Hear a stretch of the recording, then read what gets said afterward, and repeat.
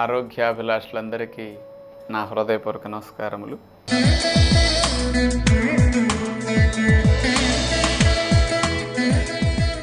ఈరోజు మనం పండ్ల విశిష్టత గురించి తెలుసుకోబోతున్నాం. ప్రకృతి ప్రసాదించిన రుచికరమైన ఆహారము అంటే మొట్టమొదటగా మనకి గుర్తొచ్చేది పండ్లే. అంటే నేచర్ అనేక ఆహార పదార్థాలను అందిస్తూ ఉంది. కూరగాయలు, ఆకుకూరలు, దుంపకూరలు, గింజధాన్యాలు, ఇట్లా అనేక సంపదలు లభిస్తూ ఉన్నాయి. కానీ అన్ని ఆహార సంపదలలోకెల్లా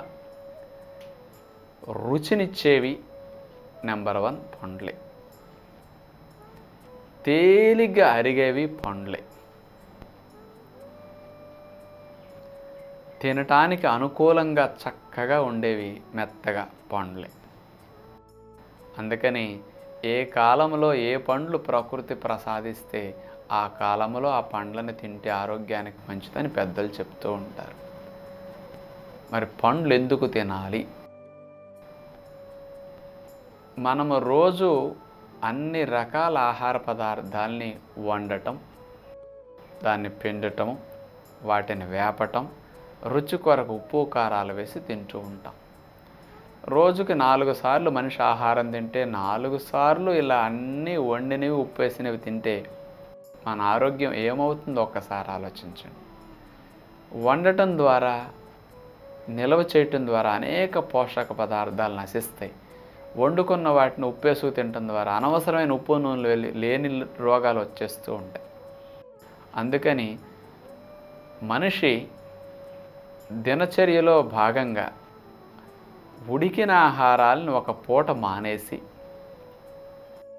ప్రకృతి ప్రసాదించిన పండ్లని ఒక ఆహారంగా చేర్చుకుంటే చాలా బాగుంటుందన్నమాట.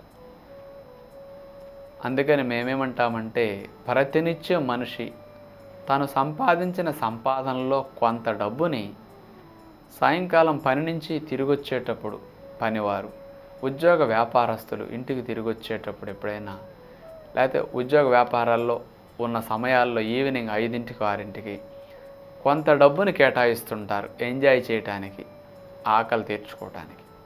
చూడండి, ఆ పదార్థాలే బజ్జీలు, సమోసాలు, బోండాలు, పానీపూరి, కట్లెట్, చాట్ ఇట్లాంటివన్నీ తింటుంటారు. ఇవన్నీ చాలా రుచినిస్తాయి, కానీ మీరు తిందిరి కానీ రోజు ఇలాంటివే తింటే మరి ఆరోగ్యం దెబ్బతిన్న తర్వాత మరి ఎన్ని డబ్బులు పోసి కొనుక్కుందామంటే ఆరోగ్యం లభించదు కదండి. రోగ నిరోధక శక్తిని కొనుక్కోవాలంటే ఇది డబ్బులతో రాదు కదా, మందులతో రాదు కదా. మంచి ఆహారాలతో, మంచి అలవాట్లతో వస్తాయి ఆరోగ్యం కానీ, రోగ నిరోధక శక్తి కానీ. అందుకని మనం ఆరోగ్యాన్ని కోల్పోయాక బాధపడే కంటే ఆరోగ్యం బాగున్నప్పుడే, అన్ని అవయవాలు మన స్వాధీనంలో ఆరోగ్యకరంగా ఉన్నప్పుడే మనం కొంచెం జాగ్రత్త పడటం మంచిదన్నమాట. అందుకని శరీరానికి వండిన ఆహారాల వల్ల సూక్ష్మ పోషక పదార్థాలన్నీ నశిస్తూ ఉంటాయి. అందుకని వండకుండా ఉండే, తినగలగటానికి ఈజీగా, అరగటానికి ఈజీగా ఉండే పండ్లు ప్రతినిత్యం మనిషి కనీసం ఒక 25% ఆహారం అన్నా, 30% ఆహారం అన్నా పండ్ల రూపంలో పంపించగలిగితే మంచిది. ఈ రోజుల్లో చూసుకుంటే మనిషికి ఎవరిని తీసుకున్నా 200 రూపు రోజుకి రాకుండా పైన వస్తున్నాయి. ఏ రోజు సంపాదన ఆ రోజు ఇట్లా తెచ్చుకునేటప్పుడు చాలామంది ఏం చేస్తారంటే ఈవినింగ్ టైం 5-6ంటికి ఒక 25-30 రూపాయలు అనుమానం లేకుండా ఖర్చు పెడుతూ ఉంటారు. ఏ బజ్జీ సమోసాలకు, కాస్త జిలేబీ తిని కాఫీ తాగటానికి. 25-30 రూపాయలు పెడితే పళ్ళు రావండి? అంతకంటే ఎక్కువ ఖర్చా? అయినా సరే అక్కడ అలాంటి స్నాక్స్ కొనుక్కుంటే 25-30 రూపాయలు ఖర్చు అవుతున్నది, కానీ మీ ఆరోగ్య రూపంలో ఎన్ని డబ్బులు కోల్పోతున్నారు అక్కడ. దాని ద్వారా వచ్చే నష్టాన్ని తొలగించుకోవడానికి మీరు ఎన్నో వేలకు వేలు ఖర్చు పెట్టాల్సి వస్తున్నారు. అదే ఆ డబ్బుకి పండ్లు కొనుక్కుంటే చూడండి, పండ్లల్లో విటమిన్స్ బాగా ఉంటాయి. విటమిన్ సి, రోగనిరోధక శక్తిని పెంచేది, పోషకాలంగా ఉంటుంది. విటమిన్ ఏ పండ్లల్లో చాలా బాగా ఉంటుంది. బి విటమిన్స్ కానీ ఇలాంటి చాలా చాలా బాగా లభిస్తాయి అన్నమాట. కొన్ని లవణాలు చూస్తే సోడియం, పొటాషియం లాంటి లవణాలు, మరి పండ్లల్లో చూస్తే చక్కగా కొన్ని మినరల్ సాల్ట్స్, కాల్షియం కానీ ఇట్లాంటివన్నీ చాలా బాగా లభిస్తుంటాయి. అందుకని ఇవన్నీ ముఖ్యంగా అందాలి శరీరానికి. అందుకని పళ్ళల్లో యాంటీ ఆక్సిడెంట్స్ అంటారు, vitamin C, vitamin A, vitamin E ఇట్లాంటివి ఇవన్నీ మంచిగా లభిస్తాయి అన్నమాట. అందుకని ప్రతిరోజు ఏ కాలంలో దొరికే పండైనా ఆ కాలంలో తినొచ్చు, లేదా ఎప్పుడు దొరికే పళ్ళైనా వాటిని తినొచ్చు. అన్ని రకాల పళ్ళు తిన్నామా లేదా అనేది వద్దు. మనకి ఏది ఖర్చు తక్కువలో ఏది దొరుకుతుంటే దాన్ని తిన్నా సరిపోతుంది అన్నమాట. మరి ఇట్లా నేను పళ్ళు తినమన్నాం అనుకోండి, మీకు ఈ మధ్య ఎరువులేసి బాగా పెంచుతున్నారు కదండి, పురుగు మందులు బాగా కొడుతున్నారు కదండి, కార్బైడేసే పండిస్తున్నారు కదండి అనొచ్చు. నిజమే, అన్ని చోట్ల అవే దొరుకుతున్నాయి. మరి ఇట్లాంటివి లేకుండా మీరు తినాలంటే మీరు పండించుకోండి. మీరు పండించుకోవటం కుదరినప్పుడు దొరికినవి తినండి. మరి వాటి వల్ల నష్టం కదండి అనొచ్చు. బజ్జీలు తినటం కంటే నష్టం కాదండి ఈ పురుగు మందులు, ఎరువులేమి. మనం తినే ఆవకాయ కంటే ఏమి నష్టం కాదండి ఇవేమి.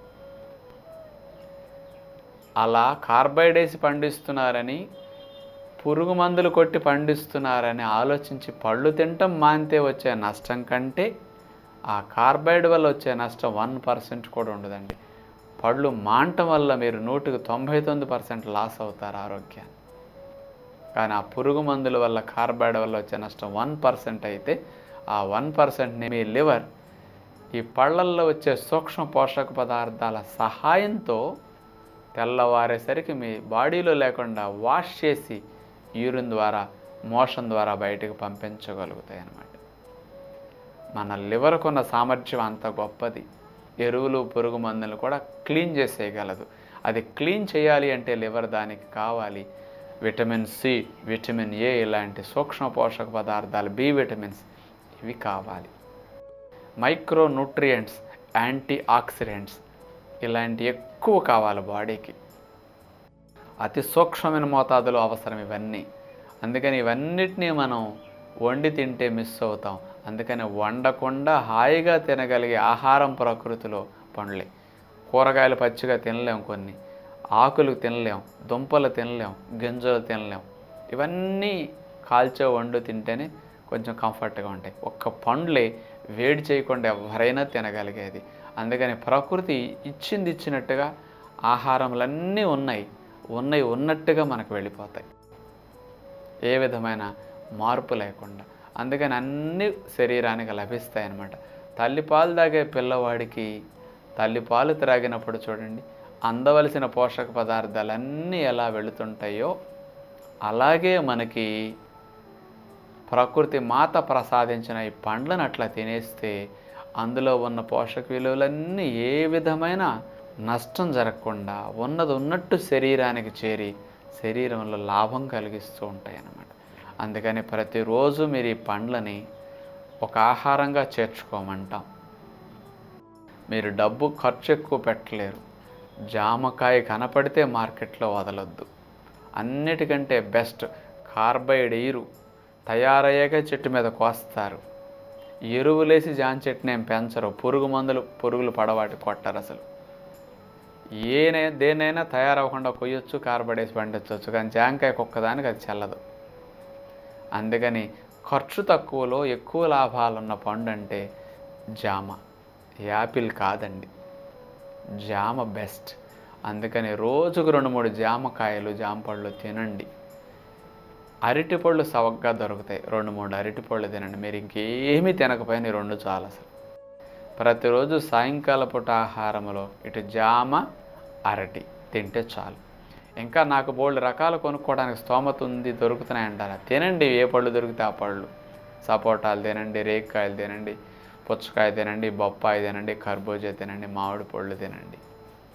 కానీ ఎక్కువ పురుగు మందులు కొట్టి రేట్ ఎక్కువ ఉండి నష్టాన్ని కలిగించే పళ్ళైన ద్రాక్ష, యాపిల్ దూరం చేయండి. ఈ 2 పళ్ళు విపరీతంగా పురుగు మందులు రోజు కొట్టి పండిస్తారు వాటి. అందుకని మనకు అట్లాంటి వాటిని మానేస్తే ఖర్చు తగ్గుతుంది, నష్టము తగ్గుతుంది అన్నమాట.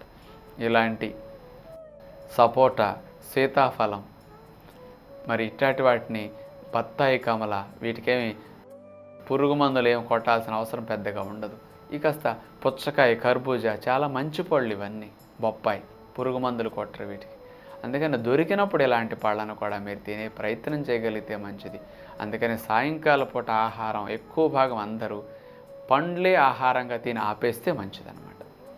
6 గంటలకల్లా సరిపడా పళ్ళు తినేసేయండి, అదే భోజనం. ఏమీ తినొద్దు నైట్. ఇక ఆరోగ్యానికి ఈ పళ్ళ ద్వారా జరిగే మేలు ఇంత అంత కాదనమాట.